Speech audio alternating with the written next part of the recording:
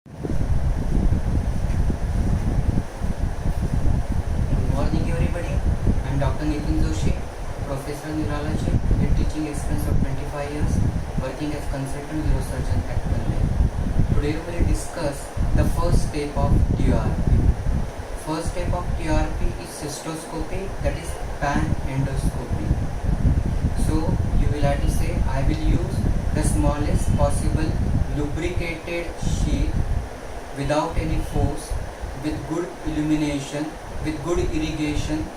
So when there is good irrigation flow directed towards the urethra, because of the flow the mucosal wall will be lifted away from the instrument, thereby allowing the passage of lubricated instrument easily without any trauma. So gentle instrumentation. Then you will say, while passing the cystoscope, I will appreciate the natural or physiological narrowings and curvature of the urethra. The normal urethra is S-shaped due to presence of proximal and distal curvature.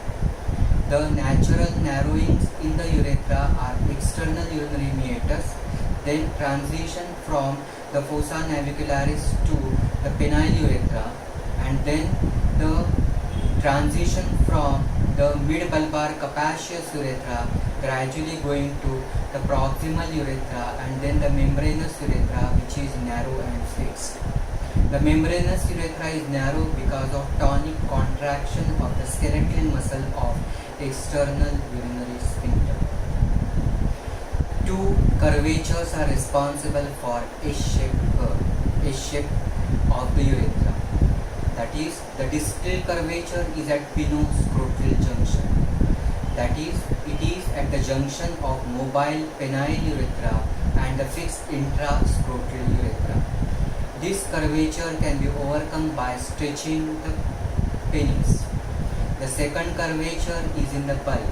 That is, transition from the capacious mid-bulbar urethra to membranous urethra. This curvature will be overcome by the depressing the sheath, that is the external end of the sheath. Because of depression of the external end, there will be elevation of the vesicle or inner end of the sheath. Appreciation of the natural narrowings and the curvature is important, particularly during the instrumentation with the resectoscope of 24 to 26 French, so as to prevent trauma and post-operative stricture.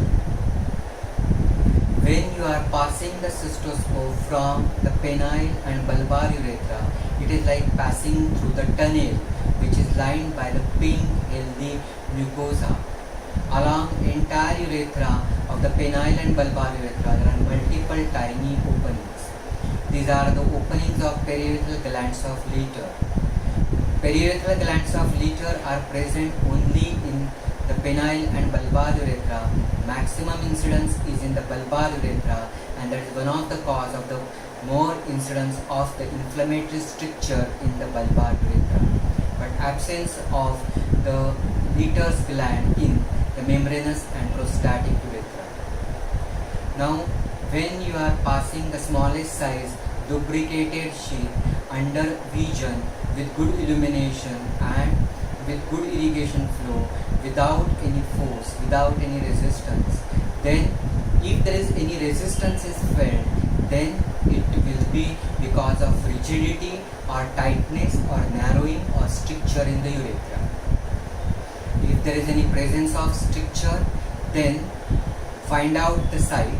If it is away from the external sphincter, then one can go ahead with the Chassai's urethrotomy so as to have optical urethrotomy, visual internal urethrotomy. But if it is closer to the external sphincter, then optical urethrotomy with the Chassai's knife should be avoided, as is some fibers may cut accidentally, resulting into post-operative incontinence of urine. So it should be dilated rather than cutting. Now, the membranous urethra is surrounded by the external sphincter, but cystoscopically one cannot have the identification of the external sphincter.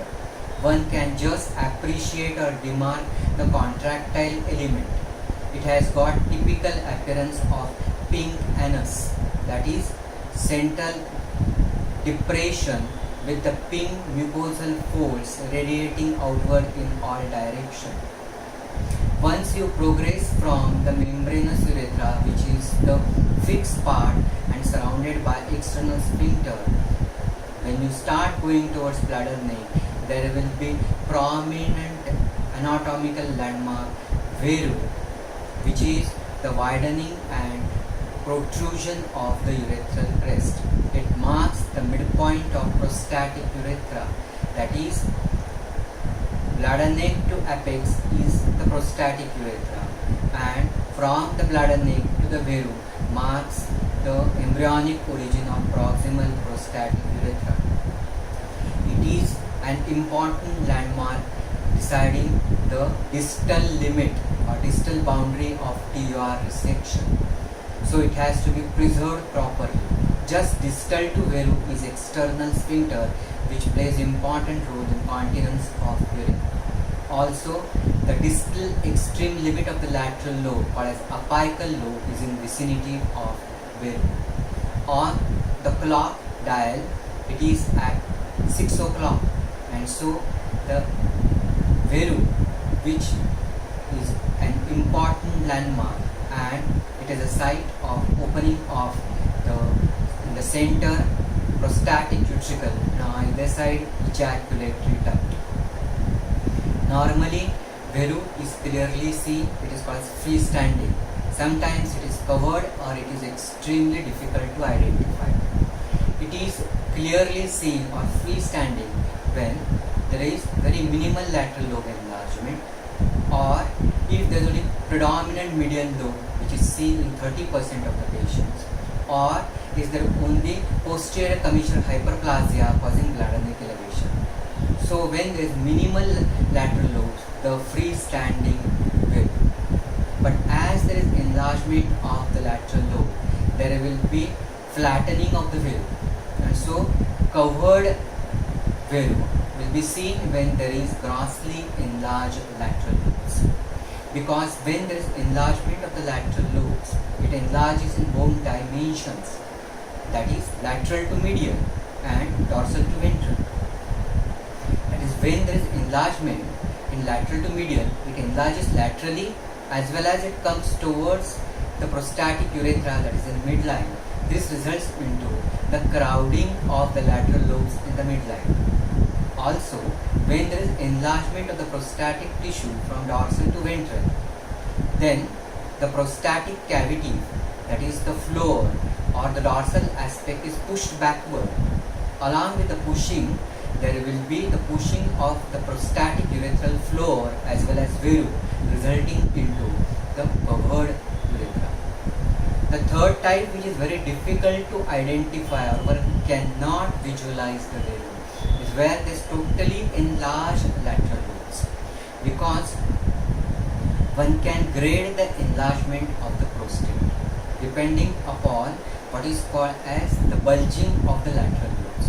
Though the exact volume is evaluated on the truss, some information can be obtained from the bulging of the lateral lobes in the prostatic urethra. The covered urethra progresses in case of grossly enlarged prostate into totally obscured Veru. Second cause for the difficult to identify the Veru is gross edema, which is seen in case of acute bacterial prostatitis progressing to the prostatic abscess, or slow papillary change due to prolonged catheterization, or in case of malignancy, that is the peripheral zone commonest site, 80% of the malignancy progressing towards the transition zone, growing towards the Veru, involvement of the Veru by CA prostate, or if there is TCC of the bladder progressing from the bladder into the prostatic urethra, involvement of the Veru by TCC, or during the surgical procedure prior, if there is ablation, that is total or partial resection or injury, can result in difficult identification of the Veru. Then digital rectal examination so as to give the counter pressure to identify the Veru is important, because Veru is an important landmark, because if you preserve the Veru and if you don't go distal to the Veru, chance of damage to the external sphincter, which is important from the continence point of view, and in vicinity of the Veru is the presence of the apical lobe, which is important for giving the good caliber flow postoperatively. One has to identify the distal limit or the extreme end of the lateral lobes, which is called as the apical lobe, and that can be appreciated by depressing the end of the sheath between the Veru and the lateral lobe, that is urethral crest or urethral lumen. So we have seen the Veru. Now comes to the lateral lobe. Normally the lateral lobe is concave, but one has to appreciate how much is the enlargement of the lateral lobe because of the movement going from the median, going from the Veru to the bladder neck. One important point which I forgot is that whenever you are going from the bulbar to membranous, there is sudden change in the direction. That is, horizontal direction of the urethra suddenly becomes a steep vertical going towards the bladder neck behind the symphysis pubis, and this curvature has to be taken care of by depressing the external end of the sheath. So when you are progressing from the Veru to the bladder neck, then because of the movement and the presence of the sheath, the lateral lobe is displaced dorsally and laterally.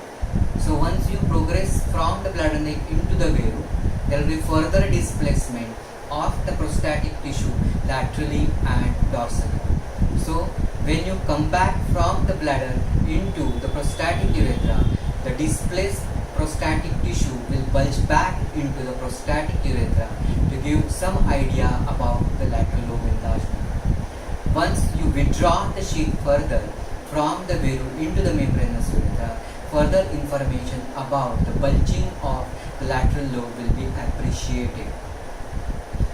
Though the grading or the enlargement of the prostate, the exact information is on the truss, still the grading of the enlargement of the prostate on cystoscopy is depending upon the bulging of the lateral lobe.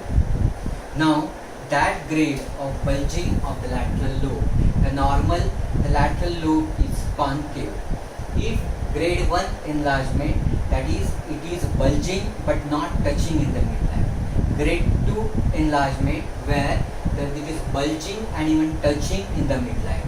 Grade 3, where it is not only touching in the midline but it progressing on the either side for 2 to 3 centimeters.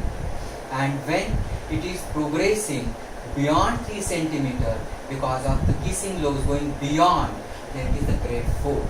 So this gives the information about the enlargement of the lateral lobes. Now from the lateral lobe, when you go towards the bladder neck, there will be presence of the median lobe which arises from the periurethral zone. This is typically pedunculated, present at 5 and 7 o'clock. Normally there is a what is called as groove or demarcation line between the median lobe and lateral lobe, which is present at 5 and 7 o'clock. That is, at a 5 o'clock there is a groove which demarcates the left lateral lobe from the median lobe, and at a 7 o'clock there is a groove which demarcates the median lobe from the right lateral lobe. Now in presence of the protuberant predominant median lobe, there will be presence of third natural curvature, because it will be again difficult to negotiate, and then one has to depress the external end of the sheath further so as to negotiate the median lobe. One has to negotiate between the lateral lobe and the median lobe, that is at 5 o'clock groove or 7 o'clock groove. Sometimes it is so much protuberant that one has to give the head lobe position so as to negotiate the median lobe at 5 or 7 o'clock groove.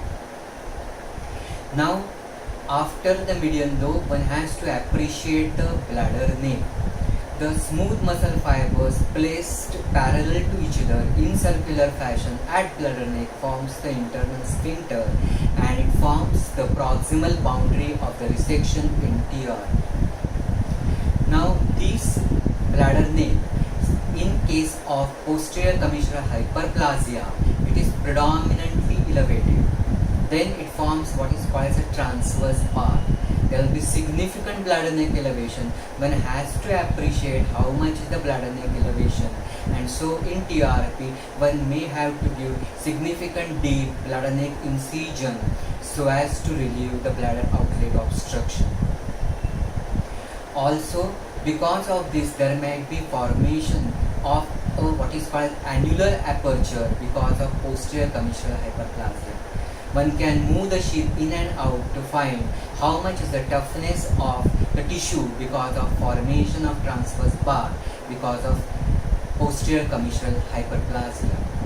One has to measure the length from the bladder neck to veru, which is the midpoint of the prostatic urethra, and this forms the proximal prostatic urethra. And the proximal prostatic urethra is responsible for giving origin to the periurethral zone and the transition zone, and the BPH arises exclusively from the periurethral zone and the transition zone, and hence measurement of the prostatic urethra from the bladder neck to veru gives some information to the resectionist how much prostatic tissue volume has to be resected, though the truss gives the exact information. Normally, the length of the prostatic urethra from bladder neck to veru is only 1 to 2 cm. That is normal. Grade 1 is 2 to 3 cm prostatic length, that is from bladder neck to veru. Then grade 2 is from 3 to 4 cm. Grade 3 is 4 to 5 cm. And grade 5 is more than 5 cm length from the bladder neck to veru. Now, once you come to the bladder neck, then one has to appreciate how much is the endovesical enlargement.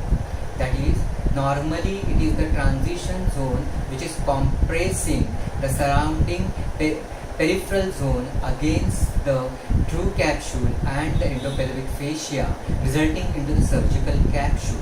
So the adenoma is attached to the capsule by the flexible elastic attachment. So normally the prostatic tissue is adenoma is protruding into the urethra, which is called endourethral adenoma. Very small amount of the tissue may protrude into the bladder, but sometimes there is significant amount because it extends from the limit of the bladder neck and extends into the bladder, and that is called as endovesical adenoma. Both, that is lateral lobes as well as median lobe, may be involved. So classically it is trilobar process in the endovesical enlargement, and predominantly it is the median lobe which is involved in the endovesical enlargement. Now when there is endovesical enlargement, then that is also a grading system cystoscopically. Normally the endovesical prostatic tissue does not cover the tribone, but so that is normal. But if it is grade 1, that is when the endovesical tissue covers the tribone, which is up to half of the tribone, that is grade 1. Grade 2, when it covers more than half up to full tribone. Grade 3, when it goes beyond, that endovesical tissue goes beyond the tribone. And grade 4, when it goes up to the fundus of the bladder. Now, importance of this, that whenever there is endovesical tissue, whether median or lateral lobe, then the relationship of bladder neck and the interureteric bar as well as base, this information cannot be assessed. So the bladder neck relationship with respect to interureteric bar and ureteric orifices is difficult to assess in presence of median lobe or endovesical lateral lobes. Whenever you are resecting the median lobe or the endovesical lateral lobe, some amount of irrigation is a must in the bladder. This is because when the bladder is empty, the fundus comes closer to endovesical tissue, and so If you start resecting without any irrigation fluid in the bladder, that time accidentally there may be the fundus which is touching the loop, and so there may be resection of the fundus causing bladder perforation. Trauma to the interureteric bar, base or the ureteric orifice will be common if there is predominantly protuberant median lobe, and so one has to be careful to have some amount of irrigation fluid when you are starting the resection near bladder.